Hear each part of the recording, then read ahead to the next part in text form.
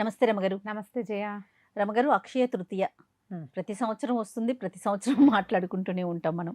అక్షయ తృతీయ అనగానే ఒక హడావుడి. టీవీల్లోనే ఎక్కువ చూస్తున్నామండి. బజ్ బాగా క్రియేట్ అయిపోతుంది. అన్ని మీడియాస్లోనూ చూస్తున్నాం. ఇది అది అని లేదు, మనకి కూడా ఆటోమేటిక్గా వచ్చేసిందండి. అవును, బిజినెస్ బజ్. ఇంట్లో కూడా అక్షయ తృతీయ వస్తుంది, అక్షయ తృతీయ అట్లా అంటే అదొక మామూలుగా ఫెస్టివల్ కాదని కాదు, కానీ జనరల్ ఫెస్టివల్ లిస్ట్లో ఇది కూడా వచ్చేసింది. అదే కదా. అంటే మనం ఆ విధంగా తీసుకుందామంటారా? తీసుకోవాల్సిందే జయ, ఏదో ఒకటి. ఇంకా మనకు అసలు మామూలుగానే 365 రోజుల్లో బోలెడు పండగలు, బోలెడు పర్వదినాలు. ఇవి కాకుండా మన పుట్టినరోజు, భర్తల పుట్టినరోజులు, పిల్లల పుట్టినరోజులు, అమ్మది, నాన్నది, అత్తగారిది, మామగారిది, మరిది, తోడుకోడలు, బావమరిది వ్యవహారాలు, వీళ్ళంతా మనకు పిల్లలు ఉంటే వాళ్ళ పుట్టినరోజులు, సిబ్లింగ్స్ తాలూకు పెళ్లి రోజులు, ఇవన్నీ కూడా మనం సెలబ్రేట్ చేసుకోవటానికి అన్నీను. ఈ సెలబ్రేషన్స్లో మనం ఖర్చు పెట్టుకునేది ఎలాగూ ఏదో ఎంతో పెట్టుకుంటాం, ఓపిక ఉన్న దాన్ని బట్టి. ఊరికే ఇంట్లో పాయసం చేసుకున్న సెలబ్రేషనే. ఇది బిజినెస్ కోణంలో సెలబ్రేషన్గా అయిపోయింది. మనకు ధనత్రయోదశి లాగానే అక్షయ తృతీయ కూడా ఇదే కాదు, గురు పుష్య యోగం అంటారు. ఎప్పుడైనా విన్నావో లేదు? విన్నాను. గురువారము పుష్యమి నక్షత్రము కనుక వస్తే వాళ్ళ బంగారం కొనుక్కోవాల్సిందే. ఇదే. అవును, నువ్వు బంగారం కొనడానికి ఒక మార్గం, ఒక రోజు కింద దీన్ని ప్రఖ్యాతపరిచారు. దీని యొక్క ప్రాధాన్యత ఏమిటి? ఇప్పుడు అక్షయ తృతీయ నాడు నువ్వు పూజ చేస్తావా, పునస్కారం చేస్తావా? ఎవ్వరు చెయ్యరు. పూజలు లేవు, ఏం లేవు, మామూలు రోజువారీ వ్యవహారమే నడిచిపోతుంది. బంగారం కొనుక్కోవటానికి మంచిది. వైశాఖ శుద్ధ తదియ అంటే తృతీయ, 3వ రోజు. వైశాఖ మాసమే విశేషమైన మాసం. మనకి విశేష మాసాల్లో కార్తీకము, మాఘము లాగానే వైశాఖం కూడా స్నానాలు అవి చేయవలసిన మాసం. మనం చెప్పుకున్నాం మనం ఆల్రెడీ. అయితే ఈ వైశాఖ మాసంలో చేసే దానము అద్భుతమైన ఫలితాన్ని ఇస్తుంది. మనము దీపావళి పండగప్పుడు దానాలు చేసుకుంటాము, సంక్రమణం అప్పుడు దానాలు చేస్తాం కదా. అలాగే చాలా పండుగలకు చెప్పుకుంటాము. అంటే పండుగల్లో దానం వేరు. ఈ మాసం అంతా కూడా పైగా ఇప్పుడు చేసే దానం పరమ సింప్లెస్ట్ దానం. నీళ్లు అంతకంటే సులువైన మార్గం ఇంకొకటి ఉందా? అసలు బిందెలోంచి గ్లాస్ ముంచి తీసిచ్చేయటమే. మట్టి కుండ ఇస్తావు, నువ్వు బంగారం బిందె ఇవ్వమంటే కష్టం, వెండి బిందె మరీ కష్టం. ఇప్పుడు ఇత్తడికు బిందె ఇవ్వండి, స్టీల్ బిందె ఇవ్వండి అన్నా ఖరీదు. 10 రూపాయలు ఇంత ముంత మంచినీళ్లతోటి ఇస్తే ఎంత సులువైన దానమమ్మా. ఇది అక్షయమైన ఫలితాన్ని ఇస్తుంది. మామూలుగా వైశాఖంలో చేసే ప్రతి దానము ఫలితాన్ని ఇస్తుంది.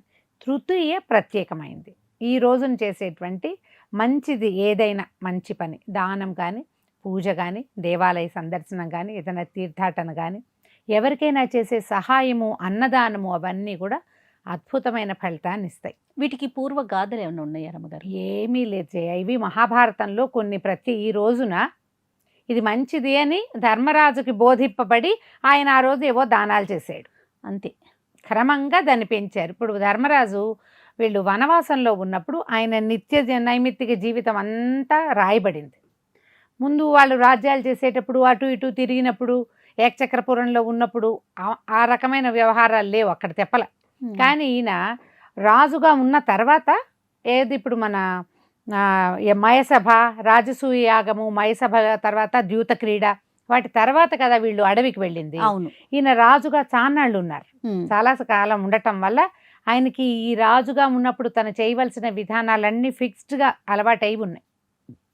ఆయన అడవికి వెళ్ళిన అవి మానక ఆయనతో పాటు బోలెడంతా ఆయన వెనకాలుండే ముని సమాజం, మునులు, ఋషులు, తాపసులు, బ్రాహ్మణులు, వేద విధులు కొంతమంది ఆయనతో పాటే అడవికి వెళ్ళిపోయారు. ఆయన అడవిలో కూడా ఈ కార్యక్రమాలు జరుపుకున్నాడు. యజ్ఞయాగాది క్రియలు దానికి సరిపడా ఏర్పాట్లు జరిగినాయి. ఇంతమంది వస్తుంటే జనాలకి భోజనానికి ఇబ్బంది లేకుండా ఉంటుందని అక్షయ పాత్ర ఇచ్చాడు కృష్ణ పరమాత్మ అంటారు. అక్షయ పాత్ర సూర్యుడు ఇచ్చాడు, కానీ అక్షయ పాత్ర అని కృష్ణుడి పేరుతోటే మనం చెప్పుకుంటాం. ఓకే. ధర్మరాజుకి సూర్య భగవానుడు ఇచ్చాడు. ఎందుకు? ఇతను అడవిలో ఉండి పదవి భ్రష్టుడయ్యి రాజ్యభ్రష్టుడైనా కూడా తన ధర్మాన్ని విడిచిపెట్టకుండా రాజధర్మాన్ని నిర్వహిస్తున్నందుకు సూర్యుడు సంతోషపడి అక్షయ పాత్ర ఇచ్చాడు. ఎంతమంది వచ్చినా భోజనానికి ఇబ్బంది ఉండదు అని. అంతమంది వచ్చేవాళ్ళు. ఆయా సమయాల్లో ఆయన చేసినటువంటి కొన్ని రకాల ఈ ధర్మకార్యాలలో ఇది ప్రత్యేకమైన రోజుగా చెప్పబడి చేశారు. ఇటీవల కాలంలో వ్యాపారస్తులు దాన్ని బయటికి తెచ్చారు. మనకు ఊరికే అక్షయ తృతీయ అని రాయబడి ఉండేది. చిన్నప్పుడు ఈ క్యాలెండర్లో కనపడితే వాళ్ళ పూజ ఎక్కువ చేసుకోవాలనుకునేవాళ్ళు. అవును, అంతకంటే ఏం లేదు. అవును. లక్ష్మీనారాయణులని పూజించుకోవటము ఈ రోజున లక్ష్మీ పూజ చాలా మంచిది. మ్మ్. ఈ నెలంతా మనం నారాయణ మాసం, ఇది విష్ణు మాసం కదా, అవును. మాధవ మాసం అంటాం. అందుకని అమ్మవారితో కలిసి ఉన్న అయ్యవారిని పూజించాలి. లక్ష్మీ పూజ విశేషమైనది. మీ శక్తి కొద్దీ ఏదైనా ఒక మంచి వస్తువు కొనుక్కుంటే అట్లాంటి మంచి వస్తువులు మన ఇంటికి మళ్ళీ మళ్ళీ వస్తూ ఉంటాయి. ఓకే. ఇందులో మంచిలో మీ ఇష్టం ఏదైనా ఉంది. తీసుకోవచ్చు. ఇంటికి ఉపయోగపడే వస్తువు, పిల్లలకు ఉపయోగపడే వస్తువు మ్మ్. కొనుక్కోవచ్చు, మంచిది. మ్మ్. ఇప్పుడు బంగారము, వెండి, ఇంకేదైనా ఇంట్లో సామాన్లు ఇవి ఏమైనా కొనుక్కుంటే ఇప్పుడు బంగారం మళ్ళీ మళ్ళీ కొనుక్కునే అవకాశం వస్తే బంగారం వచ్చి పడిపోదు కదమ్మా, ఎక్కడి నుంచిను అదే కదా. వచ్చి పడదు, కొనుక్కుంటాం. అంటే ఇప్పుడు కొనుబడి పెరిగింది అంటే రాబడి పెరుగుతుంది అని అర్థం కదా. అవును. ఇట్లా ఒకదానికొకటి ప్లస్ చేసుకుని జనం ఈ కొనుక్కునే వ్యవహారంలోకి జోరుగా వెళ్ళారు. వ్యాపారస్తులు తెలివిగా దాన్ని ముందుకు తీసుకెళ్లారు. మ్మ్. ఈ రోజు మంచిది, ఇవాళ కొనుక్కుంటే మనకు లక్ష్మీదేవి మన ఇంటికి వస్తుంది, మనకేదో శుభం జరుగుతుంది. శుభం కాదు, మనకు ఖర్చు పెరుగుతుంది, మ్మ్. కానీ రాబడి పెరిగే అవకాశం ఉన్నదన్నమాట. మనం మళ్ళీ మళ్ళీ కొనుక్కోగలుగుతున్నామంటే ఏమిటి అర్థం? మన దగ్గర డబ్బులు చేరుతున్నాయి అని. అంతేగా. సో ధనాదాయ మార్గాలు ఏవో పెరుగుతాయి కాబట్టి మంచిదే, ఓపికండి కొనుక్కోగలిగితే. కాకపోతే ఈ రోజున కొనుక్కోకపోతే కొంప మునిగిపోతుందని పొరపాటును కూడా అనుకోవద్దు. ఇప్పుడు అది ఎట్లా పాజిటివిటీయో, ఇంకో పాజిటివిటీ ఏంటి? ఈ రోజున ప్రత్యేకంగా మీరు గొడుగు కానీ, చెప్పులు కానీ, మంచినీళ్ళు కానీ, నీళ్లు నిల్వ చేసుకునే పాత్రలు కానీ, తెల్లటి వస్త్రాలు కానీ, ముత్యాలు లాంటివి కానీ ఎవరికైనా ఇస్తే అది అక్షయమైన ఫలితాన్ని ఇస్తుంది. ఓకే. మనకు అక్షయ తృతీయ అదే కదా, ఇవాళ మనం చక్కగా పూజ చేసుకున్నాం, పూజ అద్భుతమైన ఫలితాన్ని ఇస్తుంది. మళ్ళీ మళ్ళీ మన ఇంట్లో పూజలు జరుగుతాయి, మళ్ళీ మళ్ళీ పాజిటివిటీ వస్తుంది. ఇలా ఆలోచించండి. వస్తువులు కొనుక్కోలేకపోతే కొంప మునిగిపోయిందని మాత్రం అనుకోవద్దు. మ్మ్. తృతీయ నాడు కొనుక్కోకపోతే అదే కదా, అక్షయ అవును. తృతీయ కొనాల్సిందేనన్న పిచ్చి వచ్చింది. కొనుక్కుంటే మంచిది, కొనుక్కోగలిగితే మంచిది, కొనుక్కోలేకపోయినా వచ్చిన నష్టమేం లేదు.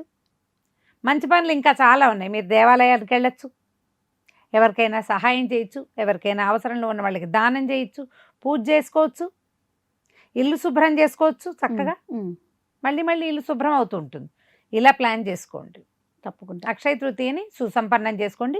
పూజ అన్నిటికంటే మంచి మార్గం అది. తర్వాతది దానం, మంచి మార్గం. మీ ఈ రెండు అవకాశాన్ని వైపులా బట్టి మనం మనసుని అటువైపు మరలించాలి. మరలించాలి అని. Right.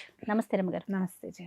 And for more videos, Please subscribe to iDream. Please subscribe to iDream. Please subscribe iDream. And please subscribe to iDream. For more videos, subscribe to iDream. please like, share and subscribe to the channel. Congratulations, iDream. subscribe to iDream. Subscribe to iDream. So subscribe to iDream Media. iDream team andarki huge congratulations. Please subscribe iDream Media. Please subscribe to iDream. Subscribe iDream. Please subscribe to iDream. iDream అంటే నా కళల ఛానల్ను subscribe చేసుకున్న నోరు తిరుగుతలేదు, మీరైతే గంట గుర్తు కొట్టండి. For more such videos, please subscribe to iDream. Subscribe to iDream. Please subscribe to iDream. Please subscribe iDream Media. Please do subscribe to iDream. Please subscribe to iDream Media. For best entertainment and information, please subscribe iDream. And don't forget to subscribe to iDream.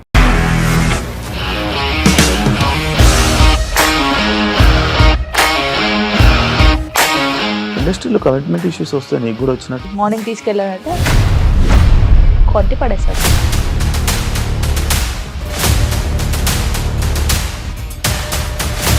ఒక్కళ్ళు కూడా చూడలేదు ఈ cinema అని చెప్పడానికి కూడా చాలా ధైర్యం కావాలి. అది నిజం కదా, దాంట్లో ధైర్యం ఏంటి? ఇది నెక్స్ట్ డే ప్లేట్ మార్చేస్తే తప్పు కదా. As of now we are comfortable this అని నేను అనుకుంటున్నాను. రష్మిక గారిది మీది ఒకే ఊరు అంట కదా? నీకు కోపం వచ్చిందంటే బాగా తిట్టేత్తరా? తిట్టేద్దామండి. నిజంగా గేమ్ ని ఎలా చేంజ్ చేయగలిగారు? ఏపీఎస్ఎఫ్సి వాళ్ళకి 6 నెలల్లో నేను 6 లక్షలు కట్టా. బిజినెస్ చేయాలనుకుంటే it is as difficult as riding a tiger.